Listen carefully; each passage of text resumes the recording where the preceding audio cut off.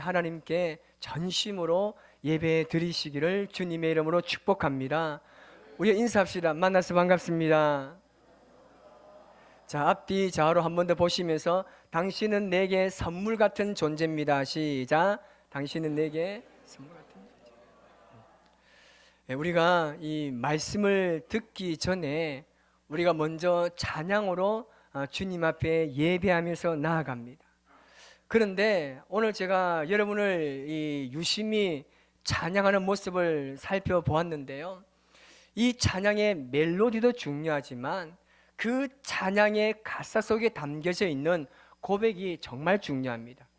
그런데 찬양은 부르는데 그 찬양의 가사처럼 하지 않는 분들이 아주 종종 있습니다. 예를 들면 두 손 들고 찬양합니다 라고 하면서 90% 이상은 손을 들지 않고 찬양합니다. 자, 그러면 그 찬양이 진짜입니까? 거짓말입니까? 잘못된 찬양입니다. 무슨 말이냐 하면, 이 말이라고 하는 것은요, 행동과 일치될 때에 능력이 되고 힘이 되는 겁니다. 예를 들어서 우리가 중화요리에 가가지고 짜장면을 시켰습니다. 여러분, 짬뽕이 나오면 어떻습니까? 기분이 정말 안 좋잖아요.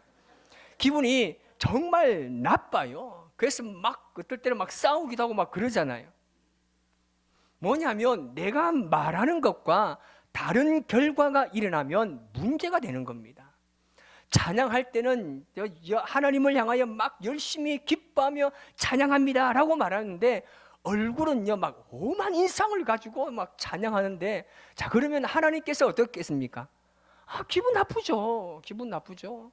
입술로는 막 기뻐합니다, 할렐루야 막 찬양한다면서 인상은 오만 인상을 써보세요. 하나님 별로 기분 안 좋습니다.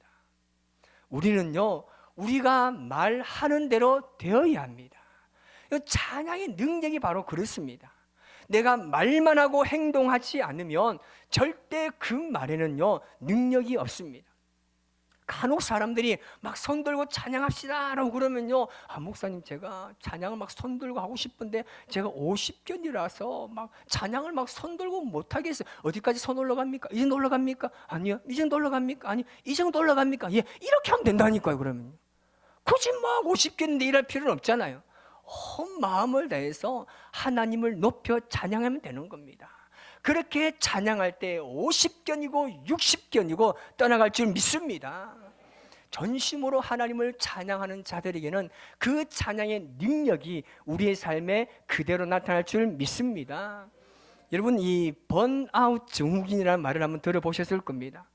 최근 몇 년 사이에 직장인이나 주부들, 심지어는 교회에서 섬기고 봉사하는 성도님들에게 나타나는 현상이 바로 이 번아웃입니다.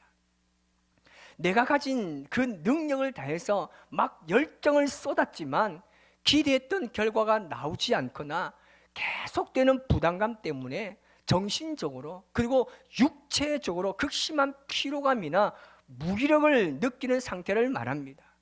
많은 경우 우리는 이 번아웃의 원인을 내가 무엇인가를 해야 한다는 그 부담감, 나의 힘과 능력으로 내가 하나님의 그 어떤 일을 감당하려는 데서 찾을 수가 있습니다. 오늘 이 본문의 말씀을 보면 모세가 바로 이 지금 번아웃 상태입니다. 하나님께서 모세에게 뭐라고 말씀하십니까? 이스라엘 백성들을 저 이집트 땅에서 이끌어내라라고 말씀하십니다. 근데 그 말씀을 들은 모세의 반응이 어땠습니까? 자신은 그 일을 할 수가 없다고, 나는 그 일에 적합한 사람이 아니라고 말하면서 하나님의 그 명령에 여러 번 거절하였습니다. 모세가 이렇게 강력하게 거부한 것은요, 핑계에 불과한 겁니다. 모세가 구체적으로 어떻게 이런 핑계에 대고 있습니까? 3장 11절 하반절과 모세가 뭐라고 이야기하냐면, 내가 누구이기에 바로에게 가며 라고 시작하면서 오늘 보면 10절에 뭐라고 이야기합니까? 나는 본래 말을 잘하지 못하는 사람입니다. 나는 입이 뻣뻣하고 혀가 둔한 사람이라서 하나님 그냥 보낼 만한 사람을 좀 보내달라고 이야기합니다.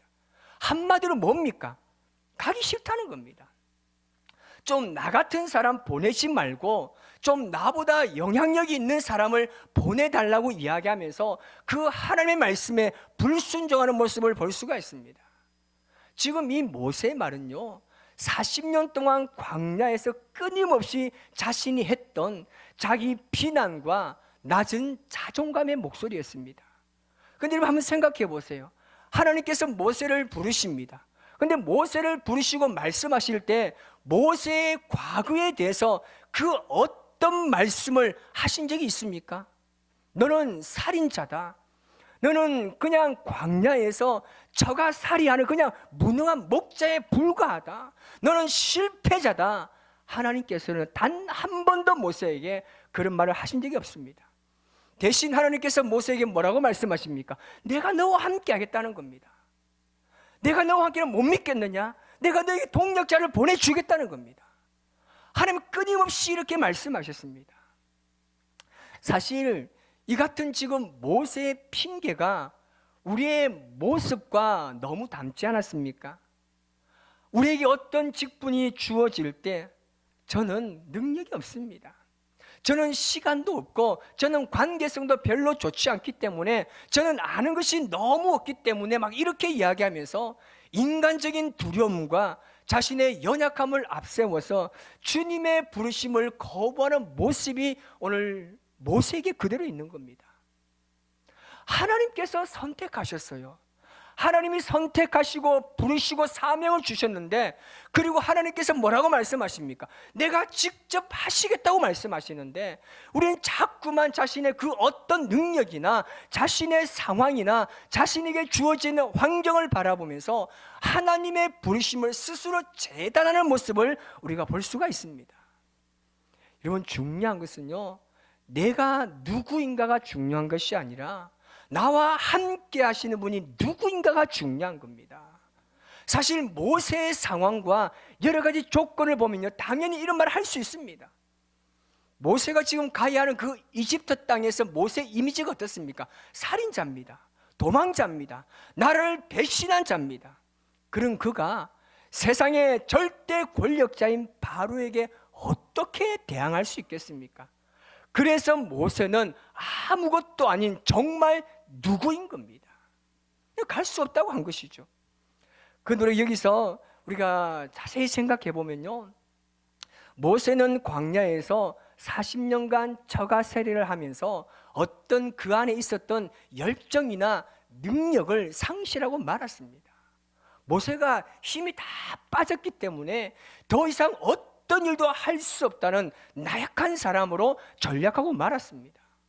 그래서 오늘 본문의 말씀처럼 정말 모세는요, 할 수 있는 게 아무것도 없습니다. 못하는 게 맞아요. 그런데 이 같은 모세의 핑계는요, 모세가 하나님을 바라보지 못하고 자신과 함께하고 자신에게 말씀하셨던 그 하나님을 바라보지 못하고 자신만을 바라보았기 때문인 겁니다.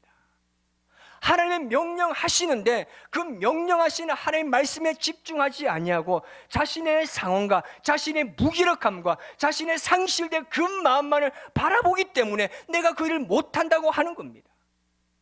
나만 보았기 때문에 이런 일은 절대 할 수 없다는 거예요. 이것은요, 하나님을 믿지 못하는 불신에서 오는 겁니다. 불신은요, 자기만 보기 때문에, 내 상황과 내 환경만 보기 때문에 자신을 인도하실 그 하나님을 바라볼 수 있는 그 시각이나 그 영적인 어떤 것이 열리지 못한 것입니다. 지금 모세가 하는 말은요, 그동안 자신이 입버릇처럼 하는 말을 지금 그대로 하는 겁니다. 긍정이 아닌 부정적인 언어의 습관이 지금 모세에게 되어버린 겁니다. 실족하고 자신이 완전히 무너졌고 실패했다는 그 나약한 모습, 그로 인해서 늘 부정적인 말을 쏟아내었던, 자신에게 쏟아내었던 그 부정적인 말이 습관처럼 그 몸에 지금 배어져 버렸습니다.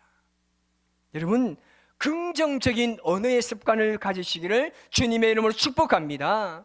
사람에게 힘을 주는 삶을 살기 위해서는 긍정적인 생각과 긍정적인 말이요, 꼭 필요합니다. 주위에 있는 사람들에게 긍정적인 말을 하는 것이요, 그들을 살리는 겁니다. 그래서 긍정적인 언어 습관은요, 모든 상황을요 굉장히 좋게 만들어가는 능력이 있습니다. 여러분, 옆에 앉아 계신 분 한번 보십시오. 보시면서 막 옷을 입었을 때 보니까 옷 입은 게 막 촌티가 충만하고, 지금 막 내 눈에 막 이상하게 보여도 아이고 이 옷을 이렇게 어디서 이렇게 예쁜 옷을 샀느냐고, 정말 옷이 잘 맞다고, 너무 잘 어울린다고, 어디서 샀냐고 가르쳐 달라고 해야 되는데, 오늘 옷을 딱 패션을 보니까 딱 너네, 딱 거기가 거기다, 어디 뭐 길거리 가다 하나 샀는가 보네, 이러면 안 되는 거예요. 긍정적인 말과 언어는요, 나 혼자 병들게 하는 것이 아니라 공동체에 악한 영향을 주는 겁니다. 그래서 습관적으로 긍정적인 말을 하는 자에게는요, 생각지도 못한 축복이 밀려오는 겁니다. 여러분 주위 한번 보십시오. 탁월하고 아주 멋있게 살아가는 사람들 한번 보세요. 그 사람은 말이 다릅니다. 무슨 일을 만나도 아무리 어려운 상황이 펼쳐진다 할지라도 긍정의 생각을 하고 긍정의 말을 하게 되어 있습니다. 그리고 그런 사람들에게는 주위에요, 사람들이 계속 몰려오는 겁니다. 여러분, 우리가 잘 기억해야 할 것은 뭐냐면요, 하나님께서 우리에게 어떤 일을 맡기실 때는요, 그 사람의 능력에 맞는 일을 주지 않습니다. 그 일을 맡기시고 그 일을 할 수 있는 능력을 주시는 분이십니다. 내게 없는 능력, 내가 할 수 없는 그 어떤 일을 주님께서 맡겨주시면요, 우리는 그 속에서 그 일을 하다 보면 하나님의 일을 점점 배우게 되는 것입니다. 하나님의 섭리를 우리가 맡은 직분에 따라 감당하다 보면 나도 모르게 하나님의 놀라운 섭리를 깨닫게 되는 것입니다. 그래서 그 일을 해낼 수 있는 능력, 우리가 힘이 없다고, 힘이 다 빠졌다고 말하지만 우리의 일생을 한번 뒤돌아보면요, 하나님께서 여러분 우리 능력에 맞는 일을 주신 적이요 단 한 번도 없습니다. 하나님께서는 우리 능력에 맞는 일이 아니라 그 일을 할 수 있도록 능력을 주시는 분임을 믿습니다. 그래서 하나님께서 우리에게 어떤 일을 맡기실 때 우리가 해야 할 일은 뭐겠습니까? 그 일에 합당한 능력을 가질 수 있도록 하나님께 구해야 됩니다. 그럼 반드시 구하는 자에게 주시는 분이십니다. 나에게 리더십이 없습니다. 그럼 솔직하게 하나님께 기도하는 겁니다. 하나님, 나는 이 일을 해낼 수 있는 능력이 없습니다. 주님 더 잘 아시잖아요. 나에게 맡기신 이 일을 내가 잘 감당할 수 있도록 나에게 리더십을 주십시오. 그러면 하나님께서 분명히 그 리더십을 주시지 않겠습니까? 솔로몬이 이 백성들을 다스리고 재판할 수 있는 능력이 없습니다. 그래서 솔로몬이 하나님께 무엇을 구합니까? 나에게 듣는 마음을 주세요. 지혜를 주세요. 그러면 내가 이 백성들을 잘 재판할 수 있겠습니다. 하나님 그 능력 주셨습니다. 누가복음 11장 11절에서 13절 보면 이런 말씀이 있습니다. 다 같이 읽습니다.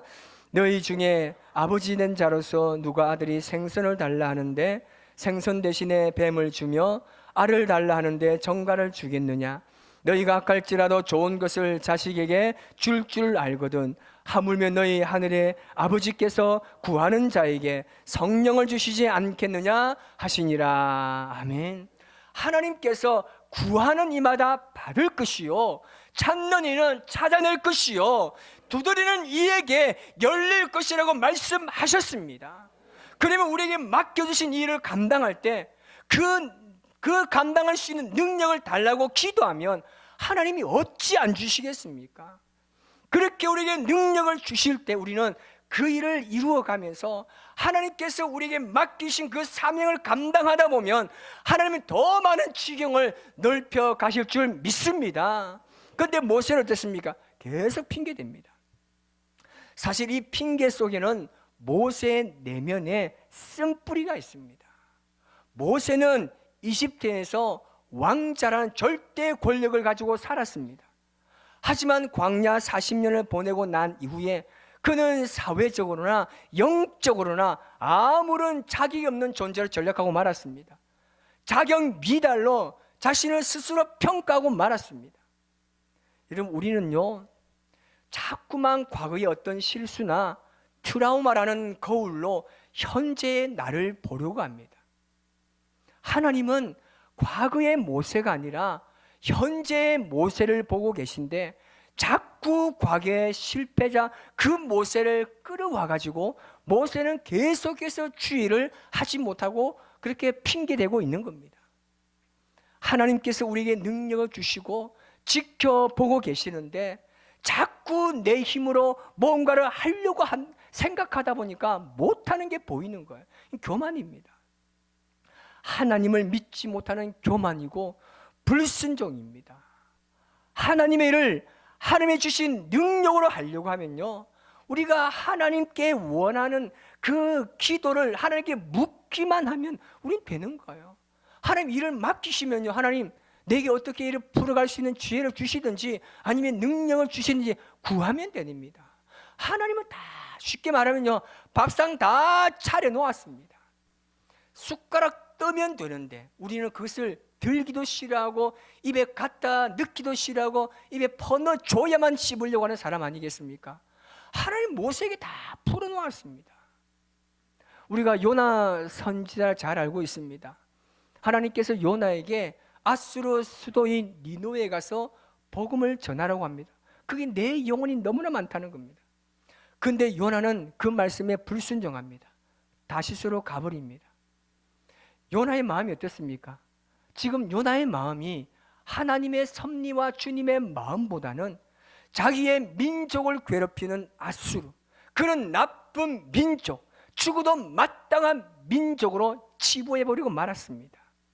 이것은 자기 민족만 바라보는 민족주의적 이기주의입니다. 하나님의 관점으로 바라보았다라면 그 민족주의가 아니라 정말 죽어있는 그 영혼을 살리는 하나님의 마음을 알아가야 하는 것입니다. 요나가 이렇게 불순종해서 다른 길을 떠났습니다. 그런데요, 하나님께서는 불순종한 그 요나를 그냥 내버려 두지 않았습니다. 끝까지 요나를 찾아가시고 그를 붙들어 주시고 그를 변화시켜 주셨습니다. 제가 요나서를 보면서 가장 은혜되는 말씀이 뭐냐면, 하나님께서 불순종한 그 요나를요 그냥 내버려 두셨다라면 요나 인생 끝납니다. 아무것도 아닌 그냥 요나라는 사람으로 끝이 나버립니다. 우리의 인생도 마찬가지입니다. 우리 인생 가운데도 요나같이 끝없이 하나님의 말씀으로부터 도망가려고 하는 게 얼마나 많습니까? 하나님의 말씀이 내 생각과 맞지 않을 때, 하나님의 뜻이 내 마음과 맞지 않을 때, 하나님의 그 말씀에 순종하는 것이 내가 원하는 방향과 다른 방향일 때 우리가 그 말씀 가운데 도망갈 때가 얼마나 많습니까? 그런데 하나님은 어떤 하나님이십니까? 우리는 계속 도망가지만 하나님께서는 그럼에도 불구하고 우리를 포기하지 않으시고 끝까지 다시 찾아와 주시고 다시 말씀해 주시고 우리에게 은혜를 주셔서 오늘 우리가 여기 앉아 있는 줄 믿습니다. 여러분, 요나의 회복이요 어디서부터라고 생각하십니까? 물고기 뱃속이 아닙니다. 진정한 요나의 회복은 그 뱃속에서 기도할 때부터입니다. 그래서 여러분, 고난이 우리 인생에 자동적으로 은혜가 되는 게 아닙니다. 고난이 자동적으로 우리가 하나님을 경험할 수 있는 게 아닙니다. 그런데 고난이 우리에게 주는 순기능 중 하나가 뭐냐 하면 그 고난으로 말미암아 우리가 하나님께 기도하게 된다는 사실입니다. 모세가 그렇게 하나님 말씀에 변명하며 핑계했던 것은요, 자기 스스로가 하나님의 일을 하려고 하기 때문입니다. 그러니까 눈앞에 펼쳐져 있는 그 거대한 이집트는 뛰어넘을 수 없는 큰 장벽처럼 보일 수밖에 없습니다. 그런데요, 하나님의 일은요 하나님이 하십니다. 내가 하려고 하면요 그 어마어마한 장벽요 절대 해답 없습니다. 하나님의 일은요 하나님이 하십니다. 우리는 단지 그 위대한 하나님의 역사에 사용되어지는 도구에 불과한 겁니다. 그렇게 사용해 주시는 하나님께 감사하며 말씀에 순종하면서 때론 내가 할 수 없는 일이라 할지라도 믿음으로 순종하며 나아가면 하나님의 살아계심을 경험할 줄 믿습니다. 하나님께 여러분이 어떤 사역을 맡기실 때 감사로 고백하고 믿음으로 행하시기를 바랍니다. 내가 한다고 생각하지 마시고 나를 통해서 일하시는 하나님의 뜻에 순종하며 나아가며 그 일을 행할 수 있는 하나님께서 우리에게 능력을 주시고 지혜도 주시고 물질도 주시고 사람도 보내주시고 지경도 넓혀주시고 그 속에서 하나님을 경험할 수 있는 겁니다. 내가 한다면요 못해요. 아무것도 못합니다. 그런데 하나님이 하시면요 적절하게 사람을 붙여주고 환경을 만들어가서 그 일을 하게 하시는 분이 바로 하나님의 일입니다. 하나님의 말씀에 순종하며 나아가는 자에게 하나님께서 오늘 어떻게 하신다고 말씀하셨습니까? 16절 하반절에 보면요 너는 그에게 하나님같이 되리라 라고 말씀하십니다. 하나님처럼 되게 하신다는 말입니다. 여러분을 통해서 하나님의 온전하신 능력을 세상에 나타내시겠다는 겁니다. 하나님께서 모세를 사용하실 때 여러분 어떻게 사용하실지 생각해 보십시오. 바로와 그 이집트 그 나라에 10가지 재앙을 내렸습니다. 파라오는 그들이 섬기는 신입니다. 10가지 재앙을 내리신 것은 하나님께서 그 이집트의 신들을 하나씩 깨 부수뜨리시는 하나의 신들의 싸움입니다. 하나님께서 모세를 통해서 하나님의 온전하심을 나타내신 겁니다. 불기둥과 구름기둥으로 인도하셨습니다. 홍해를 가르게 하시고 반석에서 물이 나오게 하시고 하늘에서 만나와 메추라기를 주셨습니다. 여러분 이 모든 일들을 어떻게 모세가 할 수 있겠습니까? 세계 최대 강국 이집트를 무기 하나 없이 한 사람도 죽지 않고 상하지 않고 무너지게 할 수 없었던 그 하나님의 능력이 모세를 통해서 그 나라에 그 땅에 하나님께서 펼쳐 보이신 겁니다. 모세가 어떻게 했습니까? 그 10가지 재앙을 경험한 그 이집트 백성들 중에는 이 엄청난 능력을 경험한 그 사람들도 유월절 어린 양의 피를 문설주와 지방에 다 바르고 들어가서 예수님의 구원의 능력을 경험하는 줄 믿습니다. 신처럼 되게 한다는 거예요. 여러분들이 세상에 나아가서 많은 사람들이 여러분을 바라볼 때 하나님을 바라볼 수 있는 은혜가 있기를 주님의 이름으로 축복합니다. 모세가 하나님과 같이 되리라는 약속을 받은 근거가요 자신의 어떤 능력이 아니라 하나님께서 그를 끝까지 포기하지 않으시고 오늘 보십시오. 얼마나 하나님이 짜증을 내며 화를 내고 분노하십니까?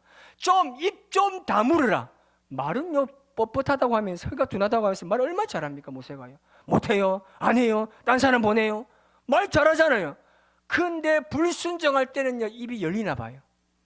궁시렁궁시렁 하고 있어요. 여러분 하나님은 그 약속의 확정으로 모세에게 능력을 주신 겁니다. 우리 그리스도는 마찬가지입니다. 하나님께서 우리를 세상에 하나님 되게 하실 줄 믿습니다. 예수님께서도요 우리에게 그렇게 말씀하셨습니다. 요한복음 14장 12절 말씀 보면요 다 같이 있습니다. 내가 진실로 너희에게 이르노니 나를 믿는 자는 내가 하는 일을 그도 할 것이요 또한 그보다 큰 일도 하리니 이는 내가 아버지께로 감이라. 아멘. 여러분 우리가 예수님이 하셨던 일처럼 할 수 있습니까? 여러분 죽었던 사람 살릴 수 있습니까? 남에서도 병자를요 여러분 이렇게 세울 수 있습니까? 그리고 더 나아가서 뭐라고 말씀하십니까? 내가 한 일보다 더 큰 일을 너희들이 할 것이라고 말씀하고 있습니다. 그런데요 사도행전에 실제적으로 그런 일들이 반복되었습니다. 오늘 우리가 대림절을 맞이하면서 분명히 기억하시기를 바랍니다. 하나님의 일을 하지 않으면 절대 하나님의 살아계신 그 능력을 경험할 수 없습니다. 하지만 때로는 부담되고 무겁게 느껴지지만 그 일을 하다 보면 하나님의 살아계심을 경험할 줄 믿습니다. 이것은 마치 소경이 눈을 뜨고 고침을 받는 정도가 아니라 기적을 일으키느냐, 기적을 받느냐라는 차이입니다. 우리가 하나님의 일을 하나님 일처럼 하는 게 복입니다. 하나님의 일을요, 세상의 일처럼 하는 게 복이 아니라 내가 하는 일을 하나님의 일 되게 하는 것이 진정한 복입니다. 우리 모두가 주님의 부르심을 받았습니다. 그 주님의 부르심 앞에 여기 서 있습니다. 그런데 하나님께서 부르셔서 일을 맡기시는데 왜 자꾸만 내 생각으로만, 내 상황과 내 환경과 내 주관적인 생각만으로 그 주님의 부르심을 거부하고 있습니까? 왜 자꾸 이런 핑계 저런 핑계로 여러분 주회를 왜 거부하십니까? 주님의 오심을 기다리는 자들은요, 자신에게 주어진 은사와 달란트에 따라서 성실하게 최선을 다해야 할 줄 믿습니다. 저는 연말만 되면 우리 교인들이 그렇게 해주면 좋겠습니다. 목사님, 제가 부장할게요. 제가 고생하겠습니다. 제가 할렐루야 찬양대 할게요. 제가 저희 찬양대 하겠습니다. 아멘 좀 하세요. 아무도 아멘을 안 해요. 정말 이런 일들이 좀 일어났으면 좋겠습니다. 하나님이 맡겨주신 일, 여러분 목사가 시키면요, 그게 목사의 말로 들으면 안 돼요. 목사가 여기서 말씀 전하는 걸 목사가 말하는 걸 듣지 마시고 하나님께서 주신 말씀으로 들으면 그 말씀의 역사가 내 가운데 살아 역사하실 줄 믿습니다. 그렇다면 목사를 신처럼 대우라는 게 아닙니다. 하나님 그렇게 사용하시는 겁니다. 우리에게 맡겨주신 그 직분에 따라 성실하게 최선을 다하는 그 자리에 서 있는 것, 그것이 대림제를 준비하는 자의 자세입니다. 하나님께서 다 섭리하시고 다 준비하시고 다 예비하신 그 플랜 안에서 주님 나를 사용해 주세요. 이런 우리 고백이 이런 고백 되기를 원합니다. 주님, 나 좀 피곤하니까 좀 가만히 좀 두세요. 하나님, 우리 목사님 좀 달아주세요. 이게 아니라 주님, 나는 부족하지만 나를 그렇게 사용해 주신다면 나를 구원하신 그 놀라신 예수님의 사랑을 내 몸에 가지고 내가 주신 이 사명을 잘 감당하겠습니다. 오시는 그날까지 우리에게 맡겨주신 이 일이라면 최선을 다해서 주님께 고백하고 능력을 달라고, 때에 따라 모든 것을 다 베풀어 달라고, 반드시 하나님께서는 일을 맡기실 때 그냥 맡기는 게 아니에요. 다 준비하십니다. 할 수 있도록 다 예비하십니다. 그리고 우리를 부르시는 거예요. 왜 천지 창조하시면서 모든 것을 만드시고 인간을 창조하셨습니까? 마음껏 누리라는 거예요. 다 내가 준비했다는 겁니다. 너는 와서 그냥 즐기고 다스리고 그냥 생육하고 번성하면 된다고 말씀하지 않았습니까? 하나님 우리를 그렇게 부르신다니까요. 다 만들어 놓았습니다. 다 예비해놓고 다 준비해놨습니다. 때로는 사람도 준비해놨고요, 때로는 물질도 준비해놨습니다. 순종하면 하나님이 그 일을 이루어 가실 줄 믿습니다. 이 고백으로 우리 대림제를 잘 보내시기 바랍니다.